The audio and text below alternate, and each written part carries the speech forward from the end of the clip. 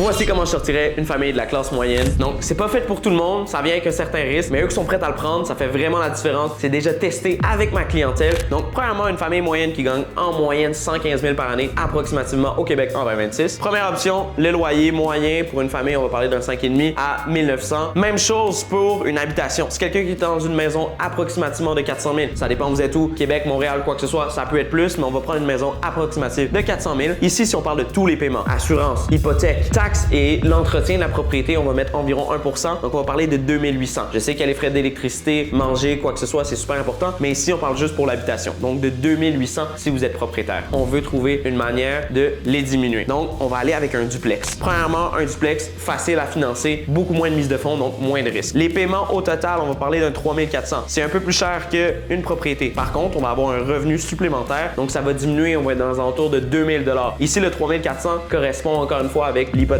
les assurances et le reste. Pour une propriété moyenne de 650 000 pour un duplex, il peut avoir moins comme il peut avoir plus. On prend une moyenne ici. Quand on parle d'un plex, qu'est-ce qui est intéressant encore une fois, c'est le revenu. 1250 de plus dans vos poches pour gérer un locataire. Oui, les gens du Michigan, c'est difficile de gérer un locataire, mais c'est aussi difficile de rester dans la classe moyenne et de pas de passer au prochain niveau. Un effet intéressant avec les plex, la prise de valeur. Donc, on a un des pourcentages qui prend le plus en valeur parmi les autres actifs. Ici, on est à 4% en moyenne, super intéressant. Puis 4% d'une valeur plus haute que les autres actifs aussi. Ici, de 650 000, super intéressant. Par la suite, on va avoir le capital. Même principe, le capital, quand on va payer une hypothèque, on va avoir une partie en intérêt, une partie en capital. La partie en capital vous appartient. Dans un plex, il y en a plus parce que le montant est plus gros. Donc, ça aussi, super intéressant parce que votre locataire va vous aider à mettre du capital avec vous aussi en payant son 1250. Donc, avec tout ça, on est capable de créer une valeur au bout de 5 ans. Donc, prise de valeur de 140 000, un capital d'environ 50 000, plus les avantages fiscaux que vous pouvez avoir vu que vous avez un plex. On va être capable d'aller chercher, mesdames et messieurs, 200 000 $. Guys, ce 200 000 $-là va vous permettre de sortir de la classe moyenne pour vous permettre de réinvestir en immobilier si vous voulez, réinvestir à la bourse, mais vous permettre de faire la différence puis de passer au prochain niveau. Et ça, seulement avec un plex.